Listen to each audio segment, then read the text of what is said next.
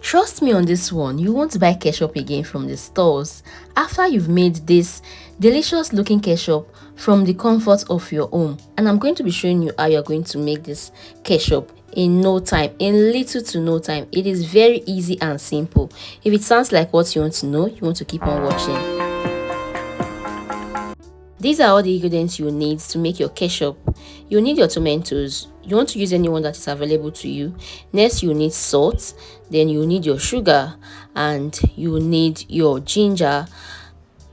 Next, you need garlic or clove. If you don't have garlic, you can use your clove in place of that. And you need vinegar. You want to use any type of vinegar you have. This is my apple cider vinegar. This is the one I'm using. This is a brand. So to begin, you want to start to wash your tomatoes. Please don't skip this part. Wash your tomatoes. Make sure it is clean and fresh.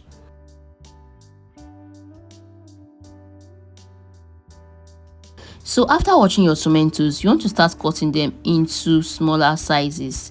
I like to do them like this, but you can choose not to cut them. You can choose to put them all like that in your pots or in your pressure cooker, whatever means you are using to boil. And you can choose to cut the seed out like this. You can choose to remove the seeds like this and remove the skin of your tomatoes, but I'm not doing that. Okay, I'm going to blend everything together because I'm using a strong blender. But if you don't have a strong blender, you can choose to do that. You can choose to remove the seeds just the way you saw me did there, and remove the skin of the tomatoes also, so that everything will be smooth.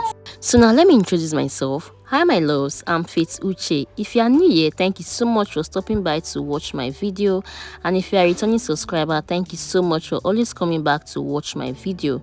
If you are not yet subscribed, please subscribe to the channel to join the family, and if you are deriving value from this video, please don't forget to give it a thumbs up. Thank you so much. So now you want to take your pot of tomatoes to the heat and cook. Make sure you are doing this on medium heat. You don't want your stove to be too high so that your tomatoes does not get burnt. That's why I like to use my non-stick or my granite pot like this to do this, so that it does not get burnt and I'm not cooking on high heat. Okay, can you see that the water is coming out already from the tomatoes, and I didn't add water to it. It's just its own juice it's releasing. So can you see how it's coming out? It's not getting burnt, and from time to time just check it like this so that it does not get burnt. If it gets burnt, you are going to start all over again from square one, because it's going to taste in your ketchup. You are going to feel that your ketchup, the tomatoes got burnt, so you don't want that. So make sure you don't cover your pot when you are eating. Can you see that the vapor is going out? I want it to evaporate like this. That is why I open the pot like this without covering it, so that it will be fast. We don't want any steam to be trapped inside. We want everything to come out, so you need to open your pot so that it does that. So you guys, can you see the amount of water? Can you see the amount of water these tomatoes contains? So can you see the under of my pot is not burnt? So I'm showing you guys that this tomatoes, this is how it's supposed to look. You don't need to get it burnt. And can you see water coming out from inside? So yeah, I'm done cooking, and this is how it's looking. I'm not supposed to leave it to dry to this extent. I was supposed to have removed it from my heat, but yeah. So now I'm going to blend. So make sure you don't let yours to be dry like that.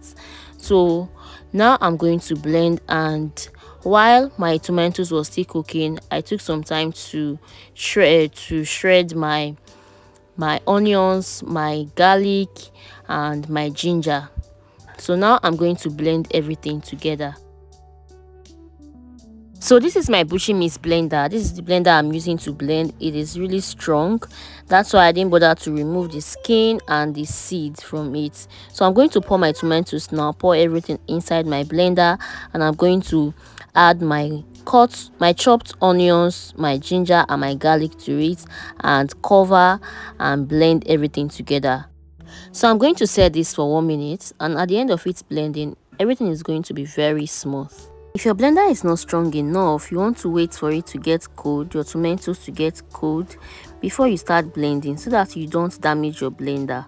Okay, and this is because my blender is strong. That is why I'm using this. That is why I'm blending my tomatoes now. So can you see that there is still it's coming out from my tomatoes? Yeah, so this is how smooth you want your tomatoes to come out. That is why if you don't have a strong blender, just remove your skin and the seeds, that it will be smooth like this. Okay, and if you didn't get a smooth tomato paste like this, don't worry, just use a strainer like this to strain out the pulp from the other part so that it will be really smooth. Okay, you don't want a ketchup that is not smooth.